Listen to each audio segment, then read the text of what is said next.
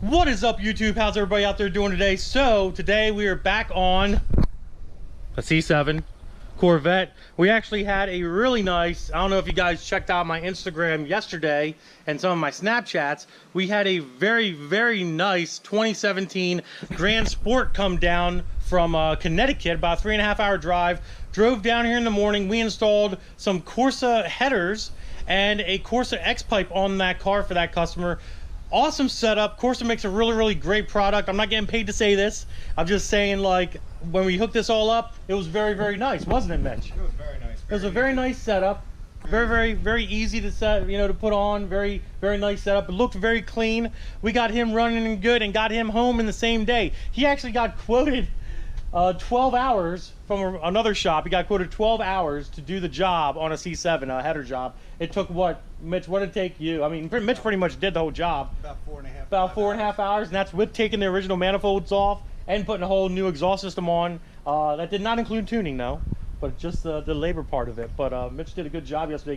Got this guy in and out, like, legally split. Very simple job, very awesome. So at this point, if you've seen the previous video of this car, the customer was stating that one of the spark plugs, number 7 spark plug, which is going to be driver's side rear, burnt off. It melted off. So literally, let me find it. You have a spark plug laying around here?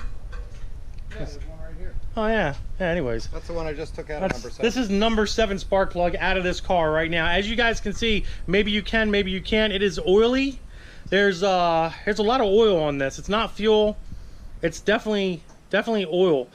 So obviously there might be some sort of an issue with number 7 cylinder.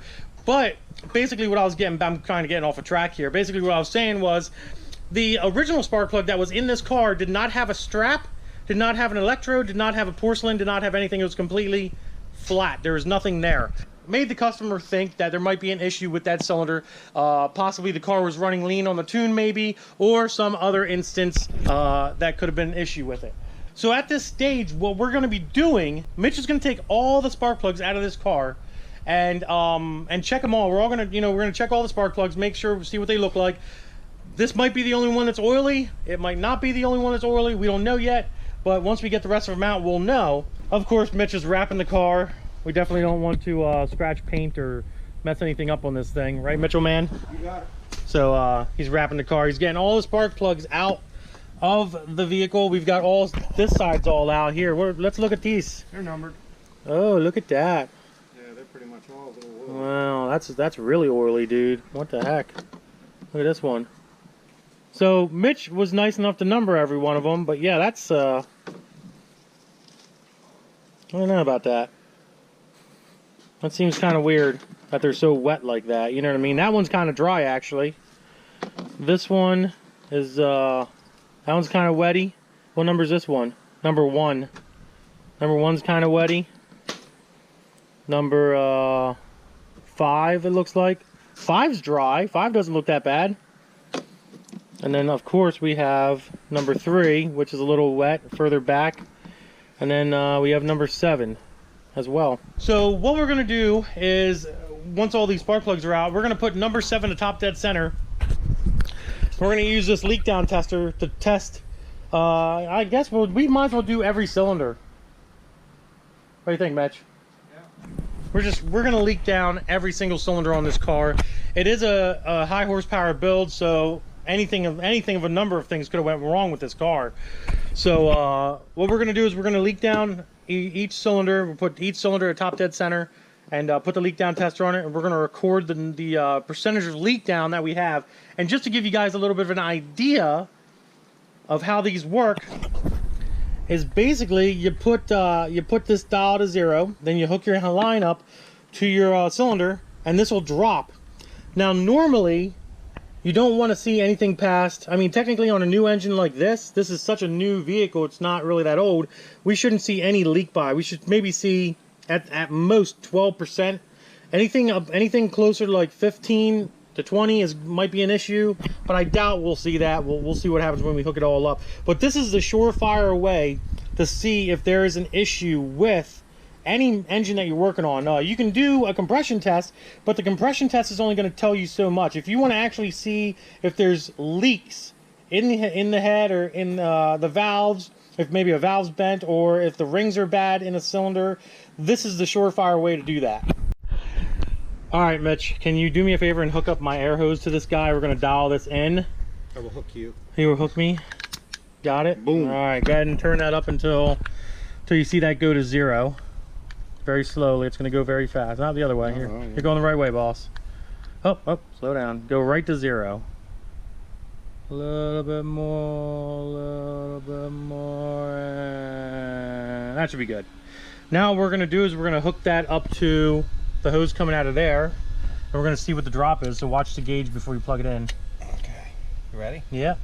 Here, let me say this thing. Yeah, take that. Yeah, let's see what the drop is. Ready? Yep, go ahead. Oh. Oh, shit. Oh.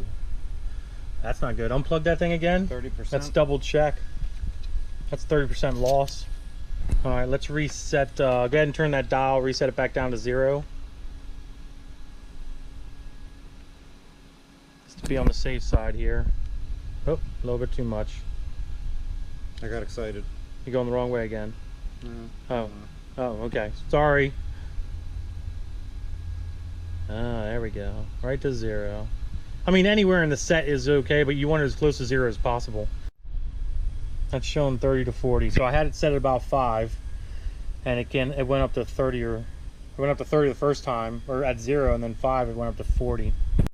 All right, this is literally like the 4th or 5th time. We're just double checking number 7. We haven't done any of the other ones, but you guys got to see this. Go ahead and plug it in. We're at 0. And it's showing a 40% loss, which we were averaging about 30-40%. The piston is right before top dead center, but the thing that, go ahead and turn that dial all the way up to 100 psi, and I'm going to show everybody something here real quick.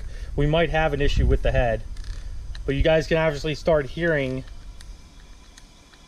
a leakage.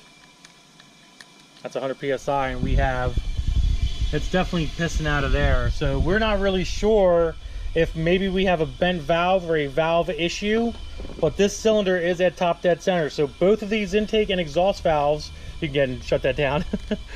Both intake and exhaust valves on number 7 should be completely shut. Completely shut. We should have no air coming through at all, especially at 100 psi. There should be no leak by whatsoever. If any leak by at all should be happening, it should be going down through the rings, and that's it. But we might have more of an issue going on here.